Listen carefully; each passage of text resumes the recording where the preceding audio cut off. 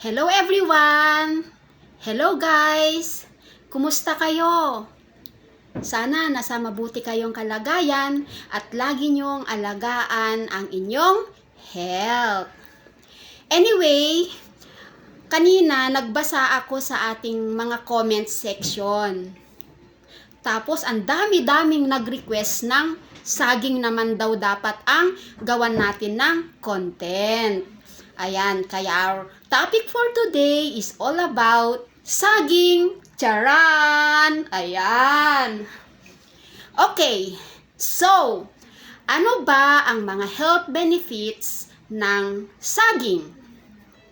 Alam nyo ba guys na ang saging ay napakataas ang content ng potassium? Kaya may kakayahan ito na pakalmahin ang ating mga kalamnan. Ayan. Next, alam nyo ba guys na ang banana o saging ay may taglay din na tryptophan? Ano ba ang maitutulong nito kung may taglay na tryptophan? Okay. Ang tryptophan ay isang chemical na tumutulong sa pag-relax at pagpapaganda ng emotion natin, guys. Ibig sabihin, less stress. Nare-relief niya ang stress. Gumaganda ang ating pakiramdam. Sumasaya tayo. Yun ang naitutulong ng banana. Okay.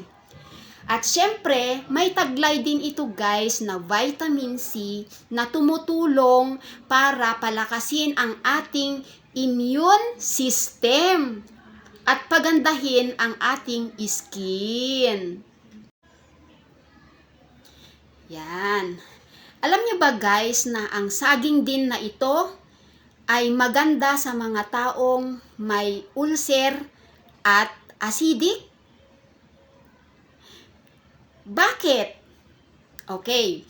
Ayon sa mga espesyalista, ang saging ay may natural na taglay na antacid effect o yung tinatawag na phospholipid. Yan. Ito ay nagsisilbing pantapal sa mga sugat sa ating tiyan or tinatawag na ulcer. At syempre, nagpapabawas ng pangangasim. Yung pala yun. Kaya napakaganda pala kumain tayo ng saging.